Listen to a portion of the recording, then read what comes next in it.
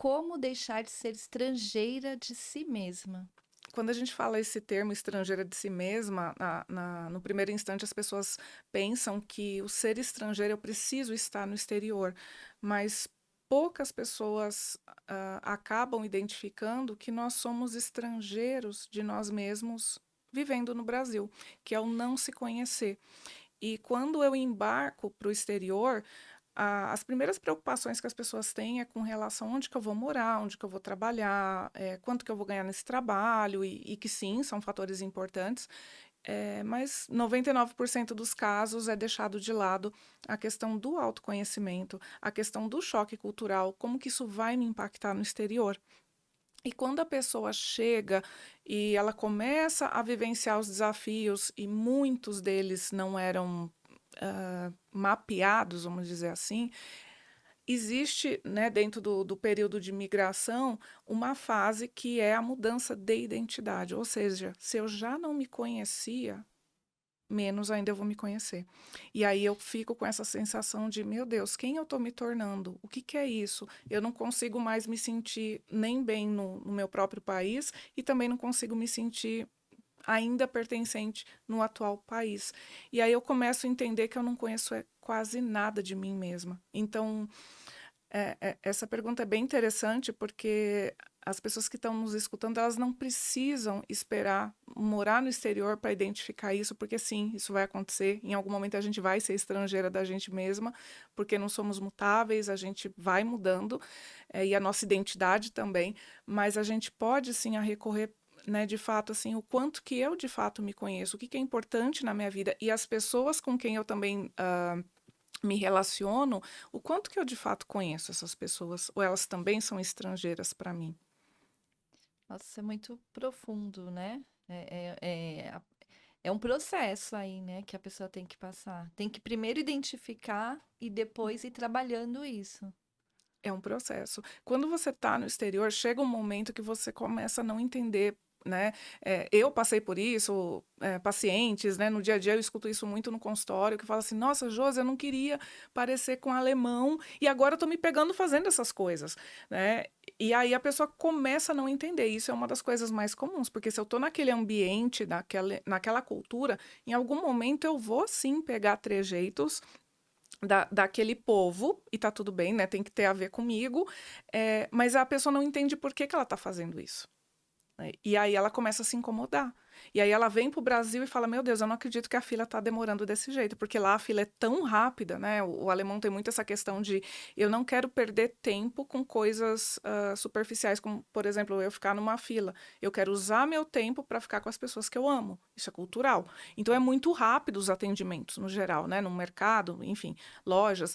E aí, quando você chega aqui, eu mesma já me peguei isso, eu comecei a me irritar de ficar numa fila de, sei lá, de um Carrefour, e eu falei, gente, eu não acredito que eu tô aqui demorando, né? Porque eu comecei a valorizar outras coisas que até então não eram conscientes para mim. Não é que eu não valorizasse, mas eu vivia bem. E aí, nessa confusão, eu estou dando exemplos muito simples, mas isso também se transporta para questões assim mais profundas e que eu não vou me reconhecendo.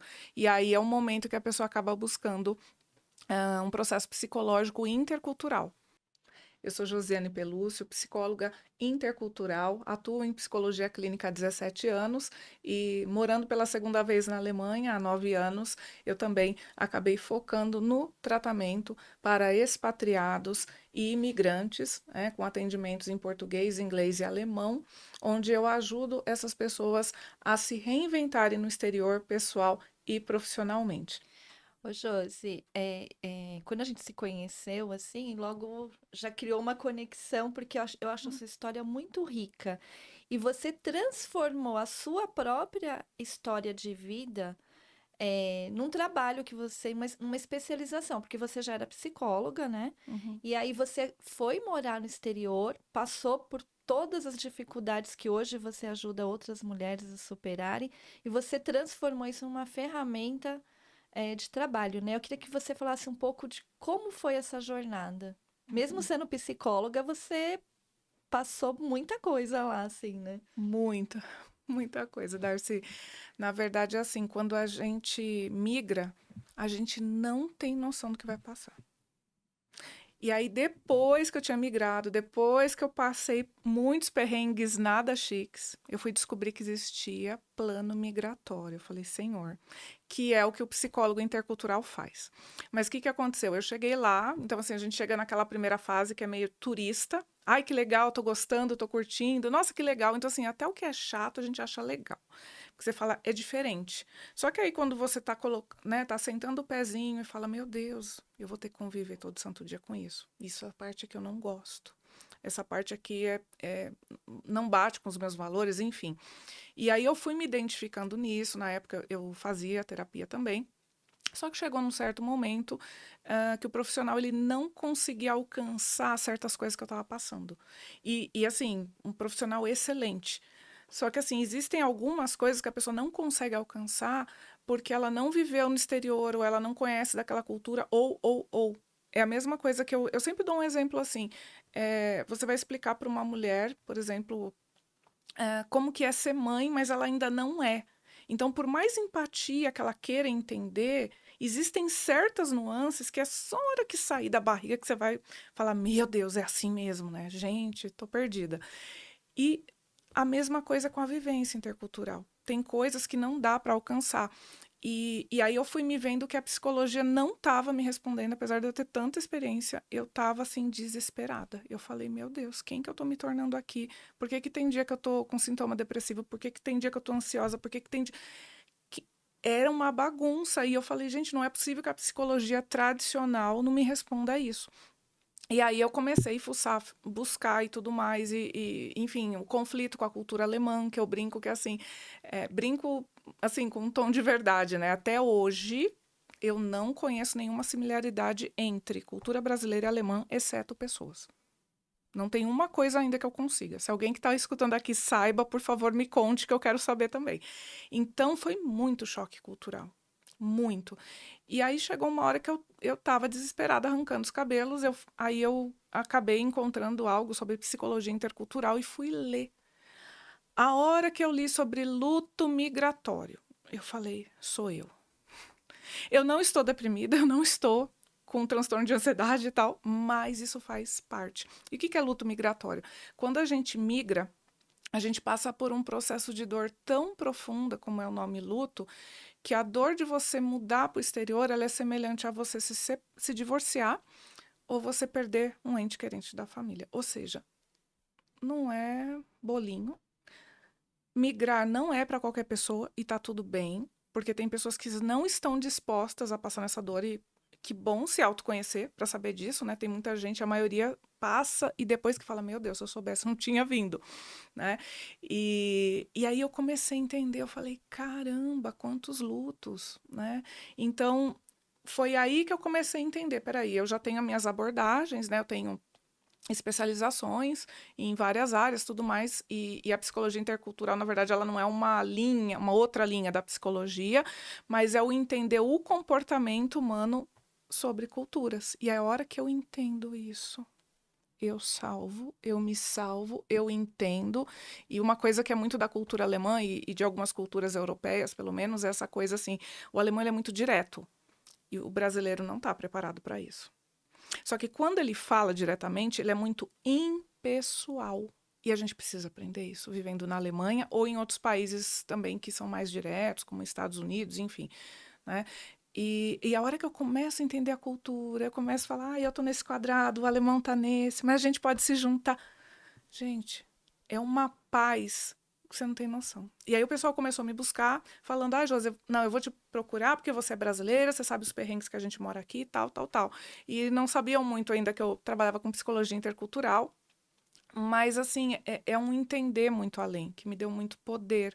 Então, a convivência, né, com o meu esposo, com a família dele, com as pessoas com quem eu lido, nossa, é outra vida, né? É outra vida. Ô, Josi, eu fiquei aqui pensando, você já tinha essa formação, você já quantos anos que você já, quando você foi para lá, que você já atuava na área de psicologia? Ah, tá. Janeiro de 2016, inclusive fez 9 anos essa semana. Que você foi. Quer dizer, você já tinha esse conhecimento, porque já era a sua profissão, e você passou por tudo isso. E aí eu estava aqui pensando, uma pessoa que não tem a mínima noção que tem uma outra carreira, até ela identificar isso deve ser realmente muito pesado, né? Acho que por isso que muita gente volta, né? Ou volta ou acaba trocando de país também, porque não suporta, ou às vezes a pessoa ela tem um perfil, vamos dizer assim, um perfil comportamental mais semelhante que o país que ela está indo. Então, por exemplo, o alemão, em geral, ele é mais introvertido. Então, se é uma pessoa que ela tem esse perfil, ela vai bater um pouco menos a cara. Não significa que ela não vai sentir solidão, não significa que ela não vai sentir que, poxa, quem que eu estou me tornando, né? Que ela não vai ter aí os desafios interculturais, mas pode ser um pouquinho mais fácil. E quais são, Josi, assim, os principais desafios, assim, os que você considera, assim, que praticamente Uhum. todas as pessoas que fizerem esse processo aí, elas passam em algum momento? Olha, tem muitos. A saudade é uma que a gente vai falar assim o resto da vida. Ela, em algum momento, a gente precisa aceitar que ela vai ser a companheira da nossa vida. Não tem como. Então, eu sempre brinco com os meus pacientes, eu falo, olha só, a gente vai ter emoções difíceis e a gente precisa fazer amizade com elas. Então, vamos fazer amizade sincera com a saudade? Que sim, você vai sentir saudade. Seja dos seus familiares, da tua cultura, da temperatura, das comidas, de um monte de coisa. Uma outra coisa que eu acho muito desafiadora é quando seus pais também estão com idade, sabe? E, e as preocupações, e você não tem como estar lá e cá ao mesmo tempo. A gente está falando de 10, 12 mil quilômetros, né? Então é muito difícil. Quando você perde momentos, emoções que você não está lá presencial. Então são aniversários de amigos, de familiares. Então meio que isso também vai criando um certo luto que você fala, tudo bem, eu posso acompanhar por câmera, tal, e que bom que existe esse recurso, né? A primeira vez que eu fui na Alemanha foi terrível, que era de 2000 a 2001, gente. Era orelhão e o cartão era caríssimo. Eu conseguia só falar 3, 4 minutos com meus pais. Oi, tudo bem, tal, amo vocês, tchau. Então, hoje a gente tem as câmeras. Só que ainda assim a gente queria estar presente e a gente não está. Então, isso também nos puxa, né, para falar: nossa, eu preciso me estabelecer aqui e fazer as pazes que eu tomei a decisão de sair, então eu não vou poder estar lá e cá. Quando a gente perde alguém querido no Brasil, né, assim, pelo menos de Europa, que eu sei, eles demoram um bom tempo para até fazer o enterro da pessoa ou fazer a cremação. Então, dá tempo da pessoa, se ela está no Brasil, vir para a Europa, para ela acompanhar o ritual de despedida. Já no Brasil, não. Quando alguém falece, às vezes são no máximo 48 horas, a pessoa não consegue nem pegar um avião. Então, assim, as perdas são significativas. Tem inúmeras, assim, né? Estou falando algumas. Então, a gente precisa também pesar isso para tomar a melhor decisão, apesar de. Ô, Josi, e aí, até que ponto essa saudade, né? A pessoa vai aprender a conviver com ela, e em que momento ali a pessoa vai tem que entender que ela precisa de ajuda, de uma terapia, de algum tipo de acompanhamento, porque aí já Uhum. tá transbordando. Tá. Eu sempre falo que assim o processo terapêutico ele pode e deve ser procurado a partir do momento que eu não estou conseguindo lidar mais sozinho ou sozinha com as minhas questões. Então, assim, enquanto eu tô, poxa vida, lá no meu trabalho o pessoal é mais frio, ainda não tenho amigos e tal, mas a pessoa ainda está conseguindo lidar, né? Aquilo não está quebrando ela por dentro. Ok, mas no momento que ela percebe, meu Deus, isso está se tornando um sofrimento significativo na minha vida, procure para ontem. Né? As pessoas precisam aprender que elas não precisam passar por isso sozinha, porque a migração dela ela vai ter que passar sozinha. Ninguém vai poder fazer isso por ela. Mas passar de uma forma mais tranquila é uma decisão. Ela pode tomar. Então, assim, a hora que eu percebo, não tô conseguindo lidar mais sozinha com isso. Tenho muitas dúvidas, tá ultrapassando meus valores, está batendo de frente, tô despirocando, que tem muita gente que fala, meu Deus, estou enlouquecendo aqui com a família do meu esposo ou da minha esposa, não dá. E às vezes é apenas um olhar diferente cultural. Não é um problema gigante, mas isso, claro, precisa buscar o profissional para identificar se é um problema de fato gigante, porque às vezes sim, às vezes é um problema muito sério, como por exemplo a violência psicológica que está acontecendo. Então, essa pessoa precisa se afastar do parceiro, da família dela. A gente precisa ver outras estratégias, ou precisa envolver uma equipe multidisciplinar, quando a gente está falando de violência psicológica ou violência física. Então, tem sim os casos graves, e tem outros que são estritamente culturais, que quando a pessoa vira a chave e fala, opa, eles funcionam assim, mas eles não estão querendo serem abusivos, ou enfim. É Então, só cultural. é só cultural. Você me deu um panorama que você falou, a pessoa está no ambiente de trabalho, ela não tem um amigo, né? Mas como é ser, acho que a maioria das suas clientes são mulheres, né? A maioria são. Como funciona a mulher que acompanha, por exemplo, o marido que já vai com um emprego e aí por isso uma oportunidade de trabalho e por isso que ela acaba indo. E aí ela chega lá, ela tinha a vida dela aqui e trabalhava, e eu tinha uma profissão, e aí quando ela chega lá, passou aquele momento do turismo, como você falou. Como que fica a situação dessa mulher, a cabeça dela lá? Uau, essa, então, a gente chama de expatriada, normalmente, né? Só para diferenciar aqui o que que é um imigrante e o que que é um expatriado. O imigrante é quando ele tem um plano de ficar por bastante tempo naquele mesmo país. Então, assim, ele não tem exatamente uma data para voltar. O expatriado é aquela pessoa que ela vai, seja ou pela empresa ou de forma particular, ela fala, olha, eu vou ficar tanto tempo em determinado país e depois ou eu volto para o Brasil ou eu vou para um terceiro país. Então, ele tem prazos, tem início, meio e fim. O imigrante não. E aí, embora tenha imigrantes também, mulheres que acompanham seus esposos, né, e eles vão com um contrato sem uma data, mas de alguma maneira a gente precisa pensar o seguinte: quando a gente vai para o exterior e a gente tem muita expectativa, mas a gente tem que lembrar o seguinte: é, eu aqui no Brasil eu tenho meus pilares construídos. Então essa mulher ela tem o reconhecimento da família dela, ela tem o reconhecimento de quem ela é como mulher, de quem ela é como mãe, de quem ela é como filha, de quem ela é como esposa, de quem ela é como profissional, a espiritualidade dela. Enfim, ela tem todo um reconhecimento. Quando ela chega no exterior, isso acontece também com o marido, mas o marido, ele fica, vamos dizer assim, um pouco mais distraído, porque ele tem já o trabalho dele, ele tem, não que ele não tenha desafios, tá? Os desafios dele são outros. Mas aí essa mulher chega, ela fala, ok, eu preciso me organizar. Só que ela chega aqui, ela não tem mais referência. Ela podia ser no Brasil assim, a bam, gerente, diretora, dentro da carreira, da área dela. Quando ela chega no exterior, quem sou eu? Ninguém me conhece, eu não conheço ninguém. Então ela é como assim, a experiência dela, ela nunca vai zerar, claro. Agora, iniciar esse pilar, aí sim vai ser do zero. Quem sou eu? Então ela vai precisar sair da zona de conforto e começar a se apresentar, começar a buscar né, se ela for trabalhar já de cara, né, buscar um mercado de trabalho. Esse mercado funciona de forma diferente, culturalmente, então eu preciso entender a forma que eu lido no Brasil, não é a mesma que na Europa ou nos Estados Unidos, na América do Norte.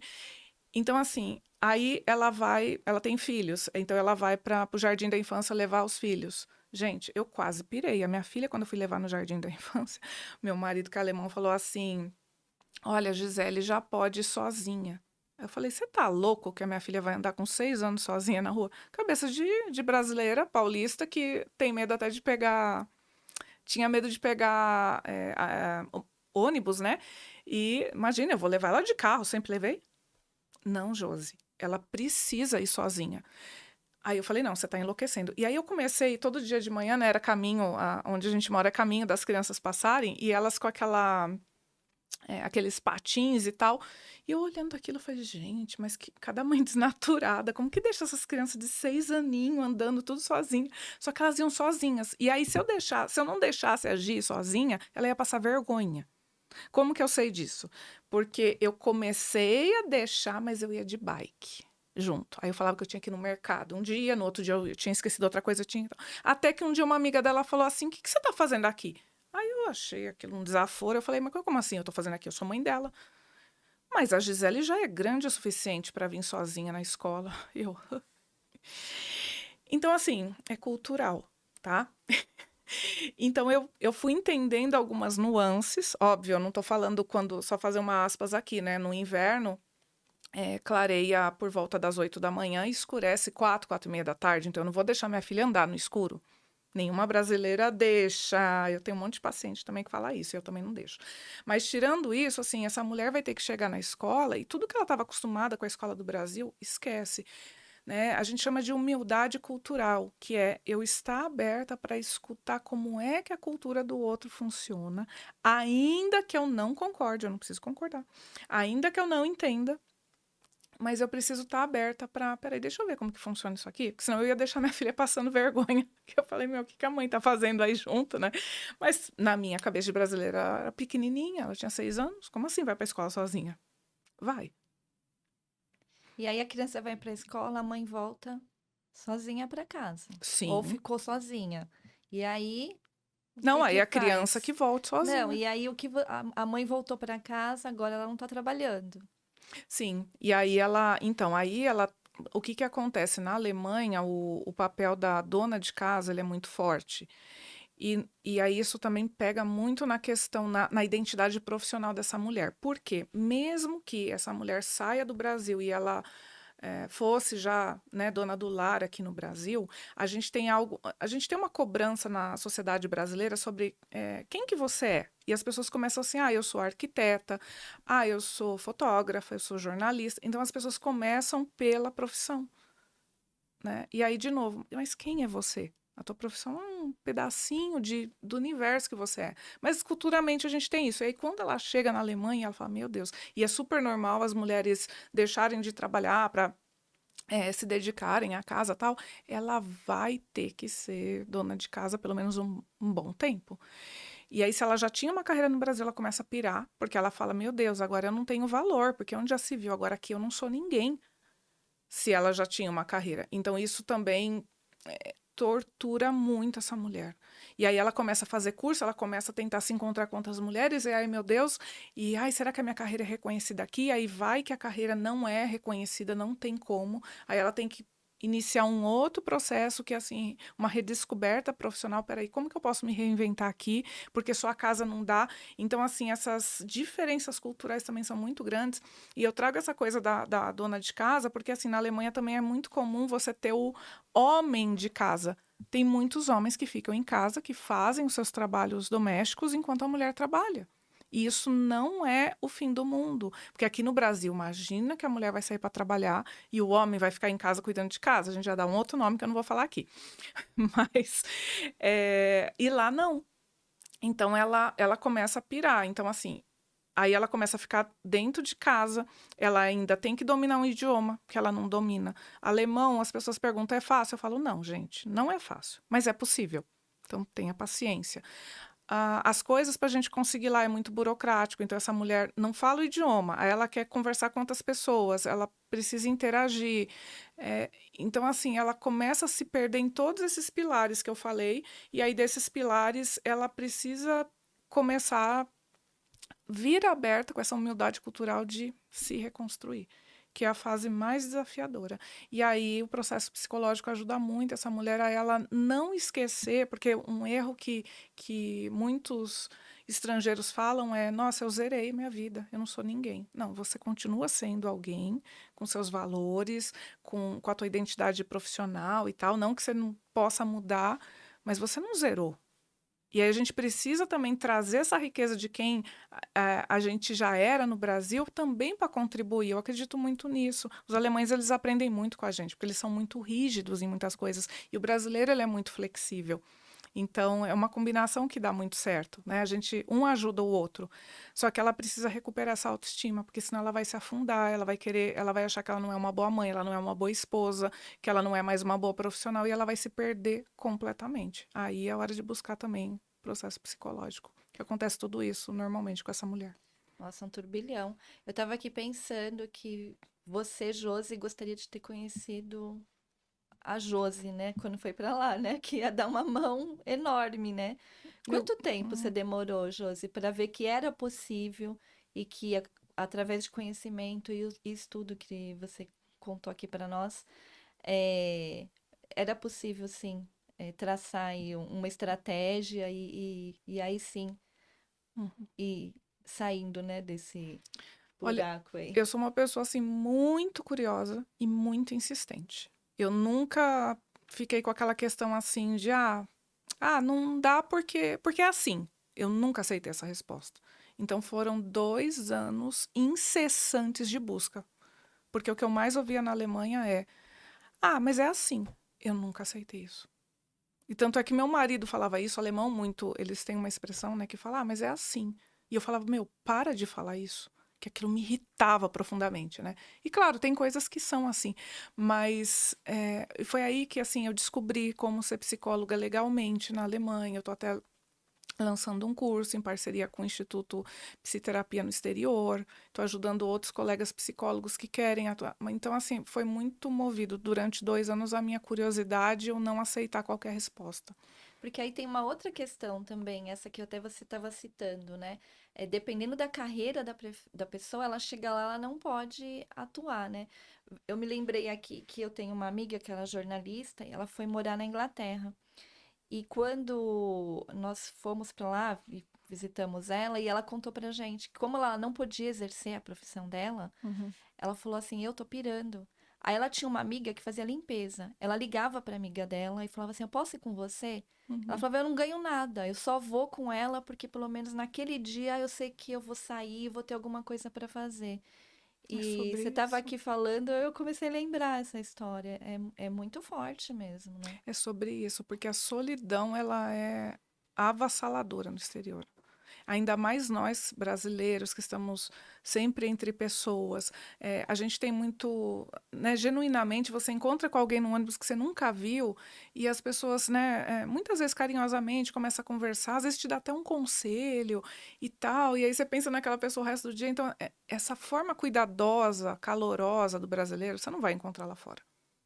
E não que aqui não é uma crítica, é apenas diferente. E aí a gente precisa estar preparado. Então a gente acaba, por mais que assim, eu curta minha companhia tudo no início, a gente acaba vivendo muita solidão até reaprender e falar e transformar essa solidão em solitude. Mas é avassaladora.